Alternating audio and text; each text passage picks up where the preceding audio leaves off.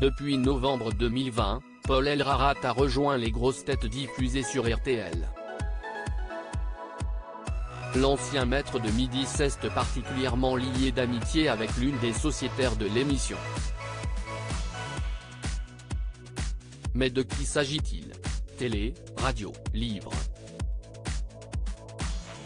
Depuis sa participation aux 12 coups de midi en 2019, Paul Elrarat enchaîne les projets. Auteur de 3 livres dont une autobiographie, Ma 153e victoire, l'ancien maître de midi a participé à la saison 1 des Traîtres. S'il a moins brillé au jeu de M6 remporté par Clémence Castel, le jeune homme de 23 ans, autiste Asperger semble s'épanouir comme sociétaire aux grosses têtes aux côtés de Laurent Ruquier.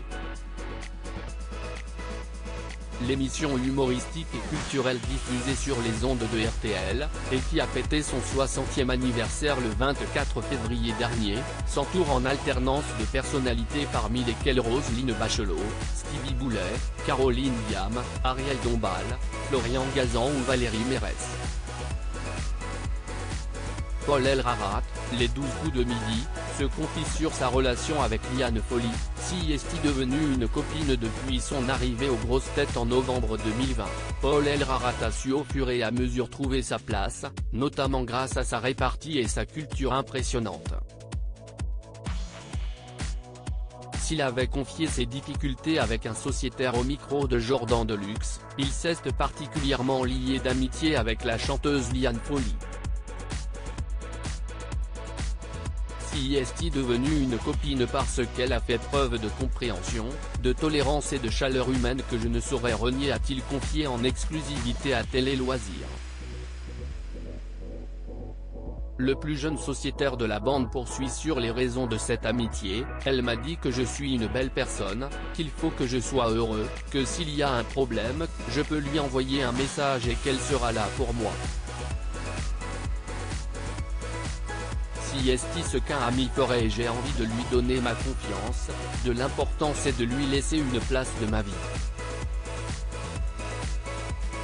Un documentaire sur Paul Elrarat bientôt sur RMC Story. Celui qui a remporté près de 700 000 € de gains aux 12 coups de midi a été suivi par des caméras pendant plusieurs mois dans le cadre de ses différents projets professionnels et là où il vit, chez ses parents à Grenoble. Auprès de Télé Loisirs, il en a dit plus sur les raisons qui l'ont poussé à participer à ce documentaire intitulé Paul Elrarat, les victoires d'un autiste Asperger. J'avais le désir de montrer et de faire comprendre aux autres comment je fonctionnais. À travers mon témoignage, j'espère faire avancer la cause de l'autisme. Parmi les proches qui ont témoigné, on retrouve notamment sa famille, ses amis d'enfance, Laurent Ruquier mais aussi les sociétaires des grosses têtes, Christine Bravo et Liane Folly. Diffusion prévue le jeudi 20 avril à 21h10 sur RMC Story. À lire aussi. Je me demande si c'était vraiment de l'amour. Paul Elrarat se confie sur sa récente relation avec une femme.